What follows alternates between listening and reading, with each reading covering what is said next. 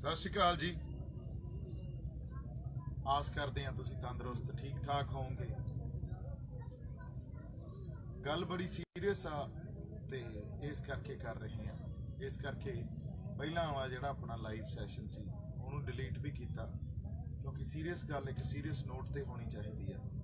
सो गल आई है भी पहला तो आपां एक बयान नूं समझिए और उन्होंने ਡੀਕੋਡੀਫਾਈ करिए। पहला बयान अमित शाह का आया, उन्होंने कहा भी ਜਿਹੜੇ बच्चे आ बजुर्ग आ साडियां बीबियां उन्होंने कुंडली तो वापस घरे भेज दिता जाए।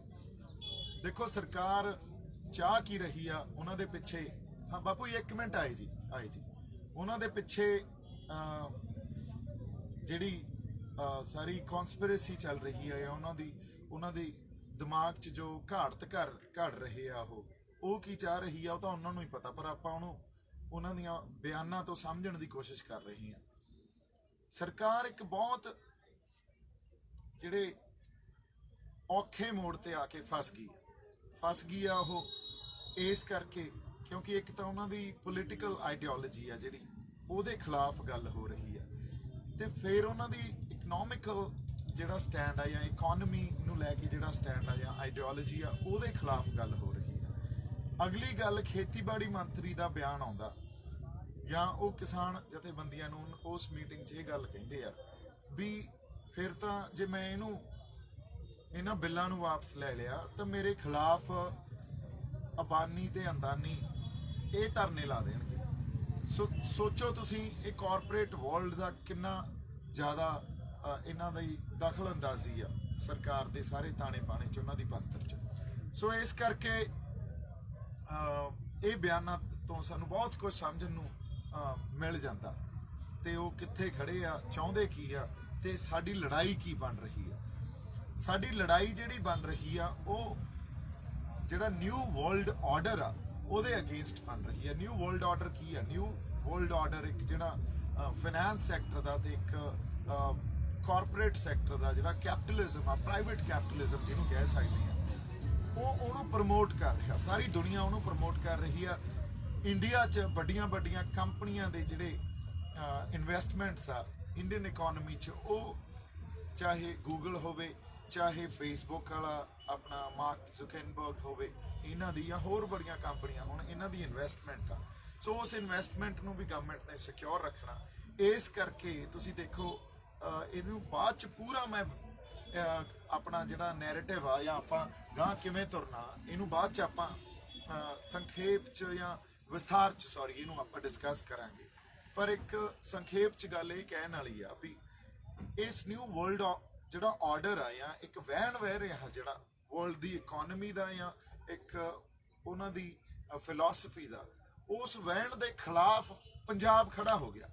सो ये लड़ाई पंजाब लड़ रहा, सारी दुनिया के खिलाफ लड़ रहा। इत्थे कल्ली जिहड़ी दिल्ली सरकार तक असीं सीमित नहीं रहे या बीजेपी या RSS तक सीमित नहीं रहे, गल वड्डी है।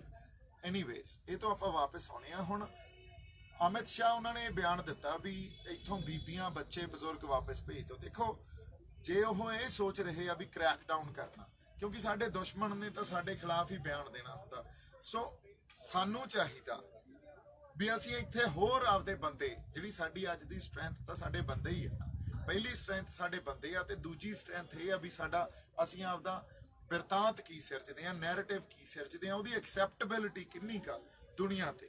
सो दूजी स्ट्रैंथ साडी ओह आ जिहड़ी सानू नाल नाल वो भी जारी रखना चाहिए। सो पहला तो साडे बंदे इत्थे इकट्ठे करिए आपां ते शंभू मोर्चे वाले, सारे शंभू मोर्चे वाले साडी जिहड़ी टीम आ, साडे बंदे आ, उन्हां नूं भी मैं अपील करदा भी बाई जी सारे इत्थे आ जाओ। अपना जिहड़ा टेंट आ उत्थे वो सारा जिहड़ा ताना बाना वो शिफ्ट कर रहे हैं तो उन्होंने सारा कुंडली बॉर्डर ते लैके आ रहे हैं, क्योंकि इत्थे साडी ज़्यादा जरूरत आ। ते जे इत्थे असीं नहीं आए कल नूं उत्थे डिस्टर्ब हुन्ने आ किसे भी मान लो वर्तारे च, तो साडे खिलाफ भी ये गल कह दी जाऊगी भी देखो ये डिफलैक्ट कर रहे हैं मूवमेंट। सो इस वेले तो सानू एक एका रखना पऊगा, इत्थे ही इकट्ठे होके लड़ना पऊगा। किसान जथेबंदियां अगवाही हजे तक लोगों के जिहड़े जज्बात आ उन्हां दी तर्जमानी कर रही, ਜਦੋਂ ਤੱਕ ਉਹ ਤਰਜਮਾਨੀ ਕਰਦੀਆਂ ਰਹਿਣਗੀਆਂ ਆਪਾਂ ਵੀ ਨਾਲ ਖੜੇ ਹਾਂ। ਜਦੋਂ ਉਹ ਸੱਚ ਤੋਂ ਪਾਸੇ ਹਟੇ ਸੋ ਉਸ ਵੇਲੇ ਫਿਰ ਆਪਣੀ ਅਗਲੀ ਕਾਲ ਕੀ ਹੁੰਦੀ ਹੈ ਇਹ ਆਪਾਂ ਇਕੱਠੇ ਬਹਿ ਕੇ ਸਾਰੀ ਸੰਗਤ, ਕਿਉਂਕਿ ਮੋਰਚਾ ਸੰਗਤ ਦਾ ਮੋਰਚਾ ਸੀ, ਉਹ ਲੈ ਲਾਂਗੇ। ਸੋ ਇੱਕ ਤਾਂ ਗੱਲ ਇਹ ਆ। ਅਗਲੀ ਗੱਲ ਜਿਹੜੀ ਆਪਾਂ ਕਰ ਰਹੇ ਹਾਂ ਵਿਚ ਇਜ਼ ਵੈਰੀ ਵੈਰੀ ਇੰਪੋਰਟੈਂਟ, ਇਹਨੂੰ ਆਪਾਂ ਸਮਝ ਲਈਏ ਵੀ ਇਹ ਲੜਾਈ ਇੱਕ ਬਹੁਤ ਹੀ ਸੀਰੀਅਸ ਮੋੜ ਤੇ ਆ ਚੁੱਕੀ ਆ। ਸਿਚੁਏਸ਼ਨ ਬੜੀ ਵੋਲੇਟਾਈਲ ਤੇ ਬੜੀ ਗ੍ਰੇਵ ਸਿਚੁਏਸ਼ਨ ਆ, ਹਨਾ। ਇਹਨੂੰ ਜੇ ਸੋਚਣਾ ਪਹਿਲਾਂ ਤਾਂ ਬੜੇ ਸਾਨੂੰ ਸਮਝਦਾਰੀ ਨਾਲ ਇਹ ਸਾਰੀ ਸਿਚੁਏਸ਼ਨ ਨੂੰ ਅਸੈਸ ਕਰਨਾ ਪਊਗਾ, ਐਨਾਲਾਈਜ਼ ਕਰਨਾ ਪਊਗਾ, ਫਿਰ ਅਗਲੀ ਰਣਨੀਤੀ ਘੜਨੀ ਪਊਗੀ।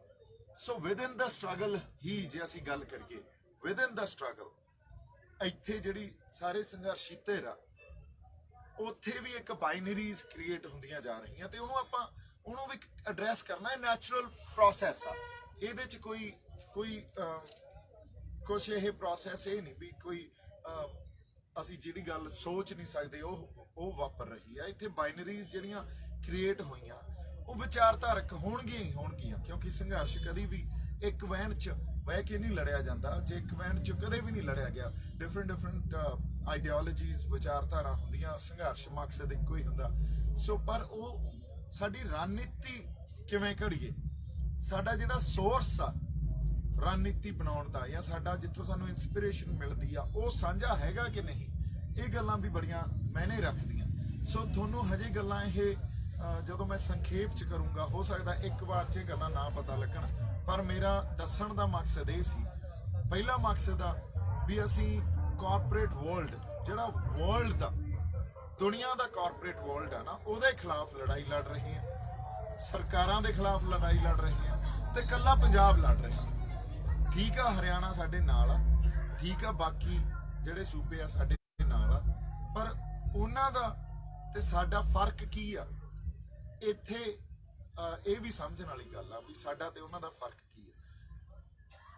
ਔਰ ਇਹ ਗੱਲ ਆਉਣ ਵਾਲੇ ਟਾਈਮ 'ਚ ਆਪਾਂ ਕਰਾਂਗੇ, ਹਾਲਾਂਕਿ ਸਾਰੇ ਇਕੱਠੇ ਹੀ ਆ, ਪਰ ਇਹ ਗੱਲ ਆਪਾਂ ਕਰਾਂਗੇ। ਸੰਘਰਸ਼ 'ਚ ਇਕੱਠੇ ਆ ਪਰ ਥੋੜਾ ਜਿਹਾ ਫਰਕ ਕਿੱਥੇ ਪੈਂਦਾ ਆ ਕੇ। ਅਗਲੀ ਗੱਲ ਜਿਹੜੀ ਆਪਾਂ ਕਰਨੀ ਸੀ ਵੀ ਪਹਿਲਾਂ ਤਾਂ ਇੱਥੇ ਇਕੱਠੇ ਹੋ ਜਾਈਏ, ਸਾਡੀ ਤਾਕਤ ਹੀ ਇਹ ਆ, ਤਾਂ ਸ਼ੰਭੂ ਮੋਰਚੇ ਵਾਲੇ ਸਾਰੇ ਇੱਥੇ ਆ ਜਾਣ, ਬਾਕੀ ਵੀ ਜਿਹੜੇ ਪੰਜਾਬ 'ਚ ਬੈਠੇ ਆ ਉਹ ਸਾਡੇ ਬਾਈ, ਸਾਡੀਆਂ ਬੀਬੀਆਂ, ਭੈਣਾਂ, ਬੱਚੇ ਵੀ ਇੱਥੇ ਆ ਜਾਣ।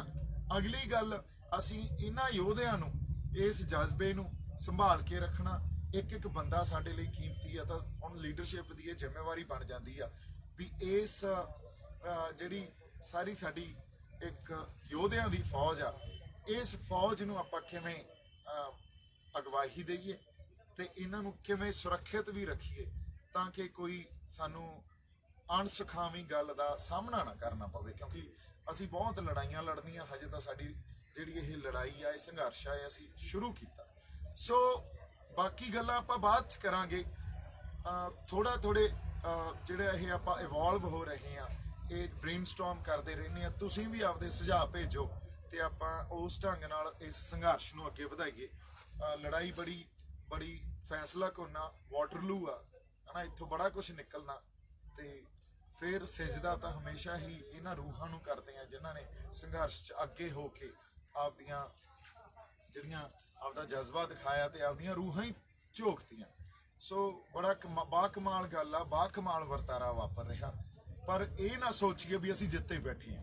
ਇਹ ਖਾਲਾ ਜੀ ਦਾ ਵਾੜਾ ਨਹੀਂ ਆ, ਇੰਡੀਅਨ ਸਟੇਟ ਵੀ ਖਾਲਾ ਜੀ ਦਾ ਵਾੜਾ ਨਹੀਂ ਆ। ਸੋ ਪਲੀਜ਼ ਇਹ ਨਾ ਸੋਚੀਏ ਵੀ ਅਸੀਂ ਜਿੱਤੀ ਬੈਠੇ ਆ। ਇਸ ਗੱਲ ਤੇ ਨਾ ਰਹੀਏ ਵੀ ਅਸੀਂ ਤਾਂ ਫਿਰ ਅਸੀਂ ਖਤਾ ਖਾ ਜਾਾਂਗੇ। ਹਜੇ ਕਿੱਥੇ ਗੱਲ ਖੜੀ ਆ, ਇਹ ਹੌਲੀ ਹੌਲੀ ਆਪਾਂ ਪਰਤਾਂ ਖੋਲ ਕੇ ਬ੍ਰੇਨਸਟਾਰਮ ਕਰੀਏ, ਗੱਲ ਨੂੰ ਸਮਝੀਏ, ਕੋਈ ਇਹੋ ਜਿਹਾ ਐਕਸ਼ਨ ਨਾ ਕਰੀਏ, ਇਹੋ ਜਿਹੀ ਕਾਲ ਨਾ ਦਈਏ ਵੀ ਸੰਸਦ ਘੇਰ ਲਓ ਜਾਂ ਅੱਗੇ ਤੁਰ ਪਓ। ਇਹੋ ਜਿਹੀ ਕਾਲ ਨਾ ਦਈਏ, ਹਜੇ ਅਸੀਂ ਅਫੋਰਡ ਨਹੀਂ ਕਰ ਸਕਦੇ। ਅਸੀਂ ਇੰਡੀਅਨ ਸਟੇਟ ਨਾਲ ਮੱਥਾ ਲਾਈ ਬੈਠੇ ਆ ਹਜੇ, ਤੇ ਇੰਡੀਅਨ ਸਟੇਟ ਖਾਲਾ ਜੀ ਦਾ ਵਾੜਾ ਨਹੀਂ ਆ। ਪੰਜਾਬ ਨੇ ਹਜੇ ਤੱਕ ਬਹੁਤ ਸੋਹਣੀ ਅਗਵਾਈ ਕੀਤੀ ਆ ਤੇ ਗਾਂ ਵੀ ਅਸੀਂ ਅਗਵਾਈ ਸੋਹਣੀ ਉਹ ਕਰਨੀ ਆ। ਇਸ ਕਰਕੇ ਜ਼ਿੰਮੇਵਾਰੀ ਨਾਲ ਅਸੀਂ ਜੰਗ 'ਚ ਬੈਠੇ ਆ। ਉਹਦੇ ਕੁਝ ਅਸੂਲ ਹੁੰਦੇ ਆ ਤੇ ਇੱਥੇ ਲਗਾਤਾਰ ਸਿਚੁਏਸ਼ਨ ਬਦਲਦੀ ਆ। ਰਿਐਲਿਟੀ ਆ ਜਿਹੜੀ ਉਹ ਸਟੈਟਿਕ ਨਹੀਂ ਹੁੰਦੀ, ਉਹ ਮੂਵਿੰਗ ਹੁੰਦੀ ਆ ਤੇ ਉਹ ਮਲਟੀ ਡਾਇਮੈਂਸ਼ਨਲ ਹੁੰਦੀ ਆ, ਜਿਹੜੀ ਲਗਾਤਾਰ ਬਦਲਦੀ ਰਹਿੰਦੀ ਆ। ਸੋ ਇੰਨੀਆਂ ਕੁ ਗੱਲਾਂ ਆਪਾਂ ਕਰਨੀਆਂ ਸੀ। ਤੁਹਾਨੂੰ ਟਾਈਮ ਟੂ ਟਾਈਮ ਲਾਈਵ ਹੋ ਕੇ ਹੁਣ ਵੀ ਅਸੀਂ ਤੰਬੂ 'ਚ ਬੈਠੇ ਆ ਤੇ ਆਪਦੀ ਰਣਨੀਤੀ ਘੜੀ ਜਾਂਦੇ ਆ। ਲਾਈਵ ਹੋ ਕੇ ਗੱਲਾਂ ਬਾਤਾਂ ਆਪਾਂ ਕਰਦੇ ਰਹਾਂਗੇ। ਬਹੁਤ ਸਾਰਾ ਪਿਆਰ ਤੇ ਸਤਿਕਾਰ। ਜਿਉਂਦੇ ਵਸਦੇ ਰਹੋ। ਸਤਿ ਸ਼੍ਰੀ ਅਕਾਲ ਜੀ।